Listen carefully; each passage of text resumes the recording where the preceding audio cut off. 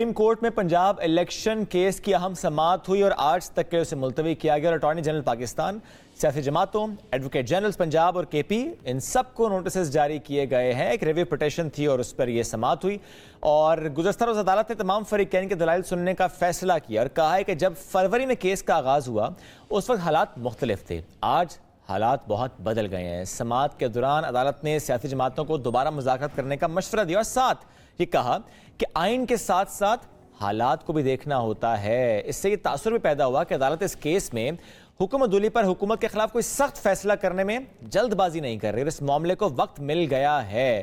اسی اہم معاملے پر بات کریں گے۔ معروف قانون دان شاہ خاور صاحب جوائن کر چکے ہیں۔ السلام علیکم سر، کیسے ہیں؟ جی وعلیکم السلام۔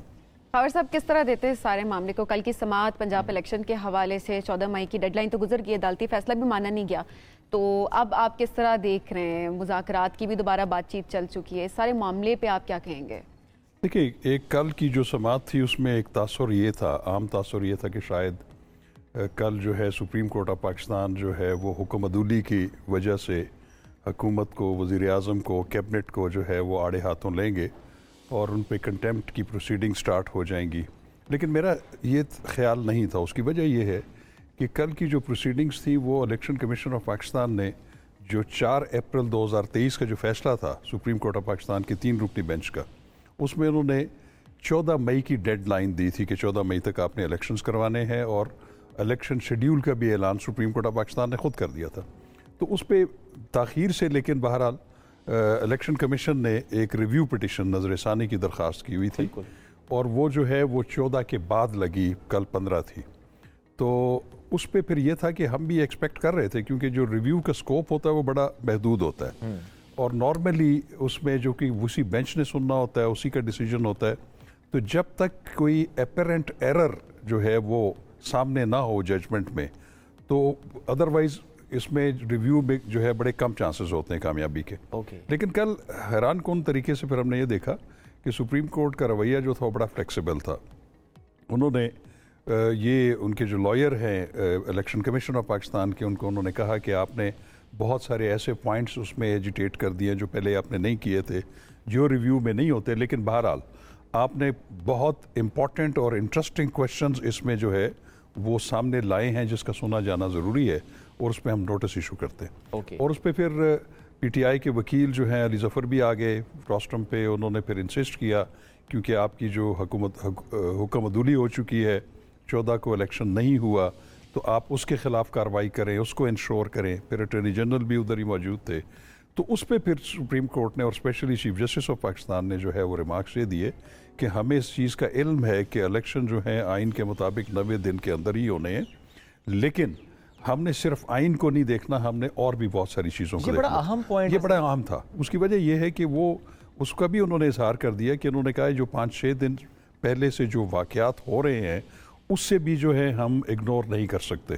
تو میں یہ سمجھتا ہوں، اچھا پھر انہوں نے یہ بھی کہا کہ اس وقت جو ایک سیاسی ماحول جو ہے وہ اتنا ہیٹڈ ہے، اس میں اگر الیکشن ہو بھی گیا تو اس میں دوسری پولیٹیکل پارٹی اس پہ جو ہے وہ اس کو الیکشنز کو ایکسیپٹ نہیں کرے گی۔ تو پہلے ایک ہارمونیس ماحول پیدا کرنا بہت ضروری ہے۔ انہوں نے پھر اس چیز کو انسسٹ کیا، دونوں کو، اٹارنی جنرل کو بھی اور پی ٹی آئی، کہ آپ مذاکرات کی طرف جائیں۔ آپ اس ماحول جو اتنا گرم اور اتنا تند اور تیز ہو چکا ہے اس کو پہلے آپ ہارمونائز کریں، پھر فائدہ ہوگا الیکشنز کا۔ میں یہ سمجھتا ہوں کہ یہ بڑا ایک وائز قسم کی ان کی اپروچ ہے، کوئی دو رائے نہیں۔ لیکن سر، مذاکرات کا پھر کہا سپریم کورٹ نے، کہا پہلے بھی تھا، بعد میں ریٹن آرڈر میں کہا ہم نے مذاکرات کی بات نہیں کی ہے۔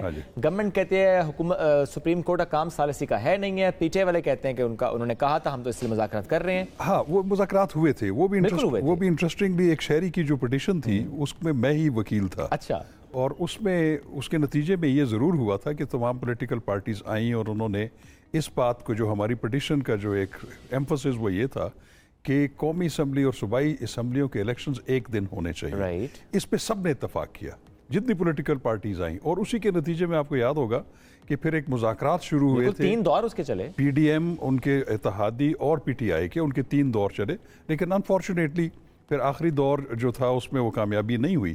لیکن وہ بھی اس بات پہ متفق تھے کہ جو آئین اور اس کا جو تقاضا ہے وہ یہی ہے کہ الیکشن جو ہیں وہ صوبوں کے اور मरकज़ के अलग अलग नहीं होने चाहिए। अगर ये हो गए तो इससे एक इनबैलेंस क्रिएट हो जाएगा। और दूसरी चीज़ ये थी कि जो 18वीं तरमीम जो 2010 में पास हुई थी उसमें केयर टेकर गवर्नमेंट्स का कॉन्सेप्ट पहली दफ़ा दिया गया था। तो इसलिए इन तमाम चीज़ों को देखते हुए सुप्रीम कोर्ट भी बड़ी उसमें फ्लेक्सिबल थी। और कल भी एक बड़ी ख़ास बात ये थी कि उन्होंने ख़ुद अटॉर्नी जनरल को कहा, चीफ जस्टिस ने, कि आपने हमारे फैसले से अगर आप इख्तलाफ रखते हैं तो आपने उस पर नजरसानी की दरख्वास्त नहीं दायर की हुई। तो वो भी उनको वो एक किस्म की तरगीब दे रहे थे कि आप भी दाखिल करें ताकि हम मौजूदा हालात के तनाज़र में उन तमाम चीज़ों को देख कर फिर हम एक कोई ऐसा फ़ैसला करें जो कौम के लिए भी बेहतर हो, जिसमें आइन भी वायलेट ना हो और सारी जो है स्टेक होल्डर्स उससे मुतमईन हो। खबर साहब, आपने खुद इस चीज़ का भी जिक्र किया कि अदालत कल काफ़ी ज़्यादा फ्लेक्सिबल नज़र आई है, मुज़ाकरात की बात भी हुई है और चीज़ों को टाइम भी दिया जा रहा है क्योंकि अभी के जो हालात हैं उनके लिहाज से। कब तक टाइम दिया जाएगा चीज़ों को? क्योंकि अभी भी देख रहे हैं मुज़ाकरात की, तो जब भी आप बात करते हैं पीडीएम से या पीटीआई से तो नज़र यही आता है कि मुज़ाकरात अब हो नहीं सकते। 14 मई की डेडलाइन, हाँ 14 मई की डेडलाइन जो है वो भी गुजर चुकी है, अदालत का फैसला भी नहीं माना गया, फ्लेक्सिबिलिटी भी है, लेकिन कब तक अब फैसला सुना दिया जाएगा? क्योंकि देखा जाए तो अदालत का फैसला नहीं माना है तो तौहीन अदालत तो है ना ये, तो ये फैसला कब तक आ सकता है और क्या ये नाअहली की तरफ जाएगा? देखिए बात ये है, मैं आपको बताऊं कि मैं अभी ये समझाऊं कि कल की जो प्रोसीडिंग्स थी कि सुप्रीम कोर्ट ऑफ पाकिस्तान एक जुडिशल रिस्ट्रेंट का मुजाहरा करना चाहती है, वो इस पर फैसला नहीं देना चाहती क्योंकि उसकी एक वजह है। मैं आपको बताऊं, ये सुप्रीम कोर्ट ने खुद एक्सपीरियंस किया, हमने भी किया है। जब भी ऐसा मामला सुप्रीम कोर्ट के सामने आता है जिसके पॉलिटिकल इफेक्ट्स होते हैं, अब एक फरीक आता है, उसके अगर आप हक में फैसला देते हैं चाहे वो आइन और कानून के मुताबिक हो, मुखालिफ फरीक उसकी मुखालफत करेगा। अब देखें कि कल का जो ये इतना बड़ा एक शो हुआ उसमें बड़ी नापसंदीदा बातें हुई मेरी नज़र में कि जजेस को इस तरीके से सरेआम नहीं, पहली बार हुआ सुप्रीम कोर्ट के बाहर इस तरह से। लेकिन उसका भी एक बैकग्राउंड ये था कि पीटीआई ने कुछ दिन पहले चीफ जस्टिस साहब की सॉलिडेरिटी में एक जुलूस निकाला था जिसकी क़यादत खुद इमरान खान साहब ने की थी।